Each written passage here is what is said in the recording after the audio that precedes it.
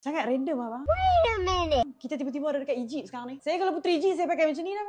Kita sampai lah guys. Hari ni aku tak buat apa makan-makan. Aku nak main cari hantu pun kat Penang ni. Mengerikan. Kita dekat Cool Goose Museum guys. Jadi dekat Georgetown Penang ni hampa. Aku bawa anak hantu. Mana dia anak hantu aku ni, anak hantu sampai sini. Dah bersedia ke nak tengok hantu? Takut kan?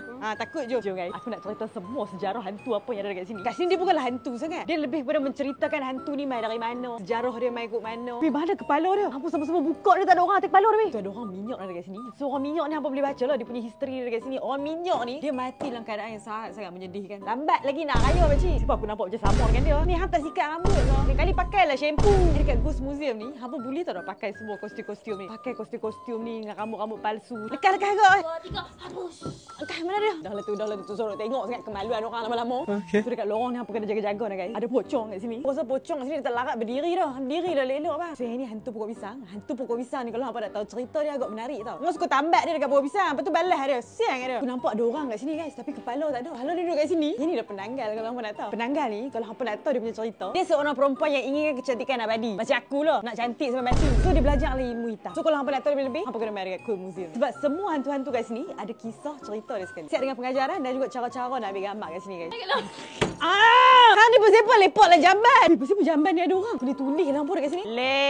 Te. So sekarang kita dah masuk dah dalam kawasan hantu Cina guys. Saya di sini sebagai master dan juga sifu kepada semua hantu-hantu Cina ini. Ingin memberikan nombor kepada anda ya. Jackpot. Jom kita pergi jumpa sifu sekarang. Abugi. Aku macam Cleopatra dah. So dekat sini basically hampa akan rasa tau feeling macam duduk dekat Egypt. So kalau kata hampa ni memang suka hantu macam aku, boleh je main posing-posing kat sini dengan depa. So kalau hampa masuk dalam ni dia ada gua tau. So gua ni memang penuh lah dengan tarantula. Oh yang ni lah Flying Dutchman, Pirate of the Caribbean ni. Cantik gila kan kat sini nak ambil gambar macam mana berlalu. So dekat atas ni ada zombie attack lah guys. Ada otak dekat sini. Otak. So hari ni passion kita tak ada kepala lah. Ini Naruto punya nurse. Dia pun bawa mai dekat Cool Museum Penang ni hampa. Auzubillahi minasyaitonirrajim. Bismillahirrahmanirrahim. Okay, alhamdulillah berjaya kita selamatkan dah seorang. Kepala dinosaur pun ada dekat sini. Inilah Pirate of the Caribbean yang sebenar-benarnya. So kepada siapa yang dah tak sabar nak masuk keranda, kat sini ada je keranda. Ada 2 saiz kat sini, ada saiz S dengan saiz L. Sila duduk ya. Semua hari ni kita ada buat tangan masak cili, otak masak cabai.